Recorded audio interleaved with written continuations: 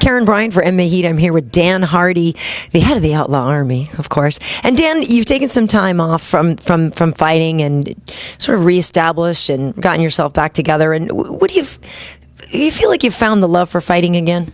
Yeah, I have. I've not felt like a student for a long time, and obviously in the martial arts that's very important. So, after the last fight, I came back to Vegas and I was helping Frank train for the Nogueira fight. Just watching him, work through camp and being around his coaches and working with them, and I started to make huge jumps forward in my game, and I just decided it was the best place for me to be. So I made the move full time, and now I've got a great team of guys around me, the same guys that Frank's been using that have helped him with all his success. Well, we've gone over to Robert Drysdale's a lot. That's a great jiu-jitsu coach out to many UFC fighters and just one of the best in the world, really, himself as a jiu-jitsu practitioner. Frank told us in an interview earlier today that he said something to you, and he's like, hey, okay, so Dan, when was the last time you rolled? And you said, about 3 months ago and for about 30 minutes. Is that true? That was true, yeah. That was, yeah.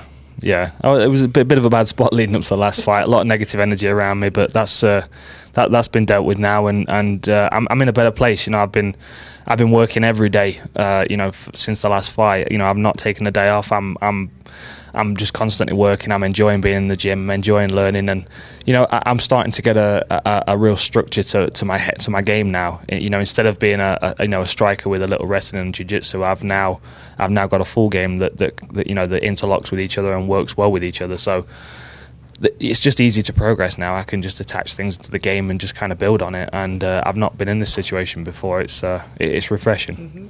Why do you think it is, though, that it had gotten to the point where you couldn't step back sooner? And why did you get caught up in taking fights that maybe you weren't ready for mentally or physically? Just the frustration of coming off losses. The problem I have is that in the history of my career, if I've lost a fight, I've always been in a hurry to get another one just so I'm not coming off a loss. I had a fight in Japan just before I signed with the UFC against Yoshiyuki.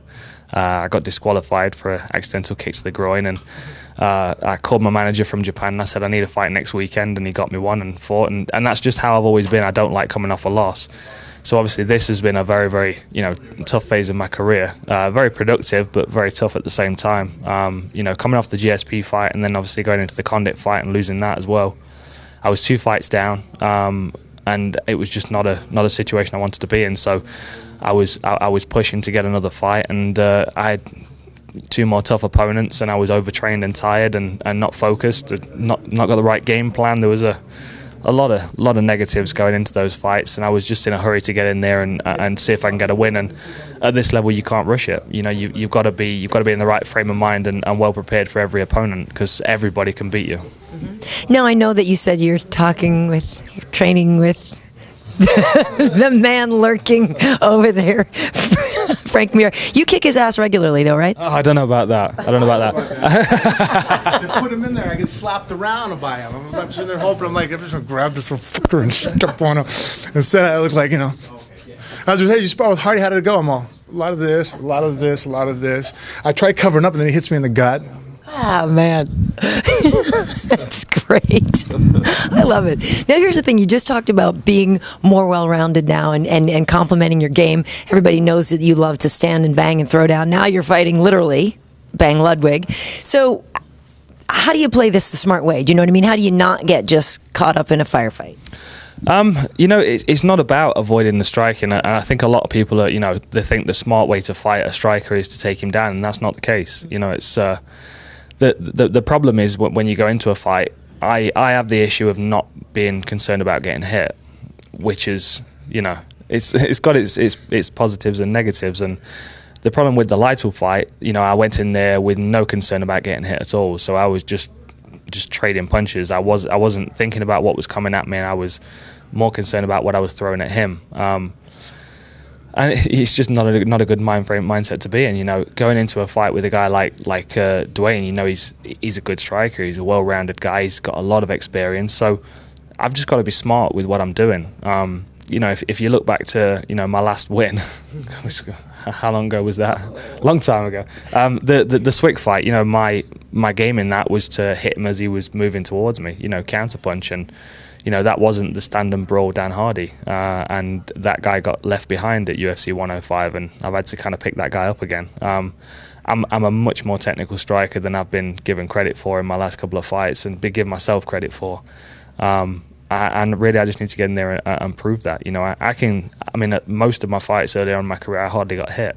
I would go in there and I would pick guys off and capitalise, and when I caught them with that good shot, I would finish them. And somewhere along the way, I just kind of lost that. Changing camps, changing coaches, and struggling to grasp new styles and things like that just didn't suit me. I know what I'm good at. I know what I need to do in the fight, and I'm going to get the job done. I think a lot of people are going to be surprised. Well, good, and you have a rabid fan base. I mean, people are very supportive of you, so that's always got to feel good. Yeah. The Outlaw Army's growing. We're about 140,000 on Twitter now, and the clothing line's out, so people are wearing the shirts, and it's good. It's nice to have that support. And the good thing about the Outlaw Army is, they're not bothered about wins and losses. They're bothered about the people that get in there. And just go at it. I mean, the Outlaw Army are fans of Duane Ludwig and Chris Lytle and all those other guys that put it on the line. It's about the effort. Well, plus you got pretty much one of the coolest round 5 figures ever. Yeah, without a doubt. Which I actually signed for Duane Ludwig at the last fight as well. He's got to sign one. Yeah, it's awesome. I mean, I've got a couple in the box that I'll be keeping for future reference when nobody knows who I am anymore. I can pull them out the bag. And then I have one that I play around with, and I carry with me as like, instead of ID, I just kind of don't bother with my driver's license anymore. I just have my round 5 figure for them instead. That's awesome. Last question: what are you listening to these days? What are you driving? I know those are 2 passions of yours. Well, I've got my '69 Pontiac Le Mans still. She's parked in the garage. She's tucked away until after the fight now. That's a treat which I'm not allowing myself right now. I have a Nissan Frontier I've been driving. All blacked out, and that's great apart from when it's hot in the desert, and it just attracts all the heat, and so I'll be weight cutting in there on Friday morning, which will be good. And then as far as what I'm listening to, I have my fight camp playlist and fight week playlist on Twitter that I've been updating. The last couple of training camps I've been a bit more chilled out, a bit more Beatles and Simon and Garfunkel and Jefferson Airplane, and I'm back to Blood for Blood and Madball and Sick of It All and Machine Head and just all those angry bands that I used to listen to when I used to win, and it was working for me. So I've gone back to being that angry guy, and I've enjoyed this training camp. I'm on it. I'm switched on.